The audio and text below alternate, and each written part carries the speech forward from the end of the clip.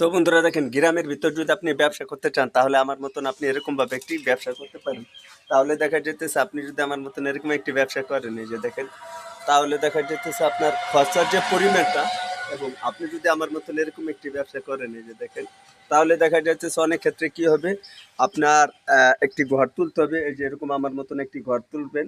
আর অনেক ক্ষেত্রে দেখা যাচ্ছে রাস্তার যে মেন পজিশন জায়গা, সেগুলো আপনার উপর ডিপেন্ড করবে। আর আপনি মাল কিনবেন আপনাদের এলাকা এবং মহল্লা, আপনাদের যেখানে দেখবেন যে আপনাদের ডিস্ট্রিক্ট থাকে, সেখান থেকে পাইকারি মাল কিনে এনে কাস্টমারের সাথে লেনদেন করবেন। বাকিতে লেনদেন করবেন না, যথেষ্ট পরিমাণ চেষ্টা করবেন নগদ টাকা বিক্রি করার জন্য।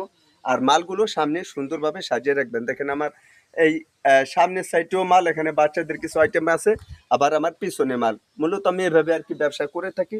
আপনারা চাইলে আমার মতন এরকমভাবে একটি রাস্তার সাইডে, যেরকম রাস্তার সাইডে আপনি চাইলে সুন্দরভাবে অল্প টাকার ভিতরে একটি মুদি দোকানে ব্যবসা